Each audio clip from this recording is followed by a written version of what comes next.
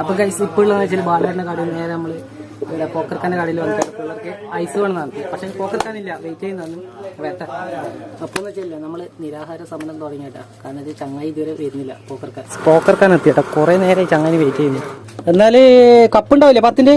അപ്പൊ guys cup ഐസിന് പകരം ഞാൻ ₹1 ഐസ് വാങ്ങിയിട്ട് പിള്ളേരെ പറ്റിച്ചേട്ടാ. ഇനിയിപ്പോ എന്ന് വെച്ചാൽ ഐസ് വാങ്ങിയിട്ട് നേരെ നമ്മളെ കുഞ്ഞൂസിനെ അവന്റെ അമ്മേന്റെ അടുത്തേക്ക് കൊണ്ടുവിടുന്നു. കാരണം കുടുംബശ്രീയിൽ നിന്ന് ഞാൻ എടുത്തിട്ട് വന്നതെന്ന് ഓന്റെ അമ്മ അറിയാണ്ട്.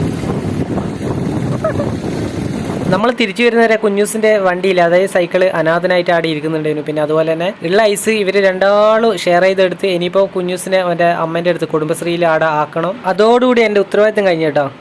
അപ്പോൾ ഗൈസ് എന്താ സംഭവം എന്ന് വെച്ചല്ലേ, ഇവനല്ലേ അവൻ്റെ അമ്മേൻ്റെ അടുത്ത് ആക്കട്ടെ. ധന്യച്ചുണ്ട് പോലെ അവിടെ ക്ലബ്ബിൽ കുടുംബശ്രീ കഴിഞ്ഞിട്ട് നിൽക്കുന്നു. ഇവൻ എൻ്റെ കൂടെ വന്നിട്ടുണ്ടെങ്കിലേ എന്തായാലും 7 മണിയാവും.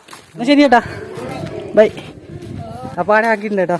അവിടെ നടന്നുകൊണ്ടിരിക്കുന്നു. കുടുംബശ്രീ ആണോ എന്താ സംഭവം എന്നറിയില്ല. കുറേ ആൾക്കാരുണ്ട്. കുടുംബശ്രീ എല്ലാം ഉണ്ട്.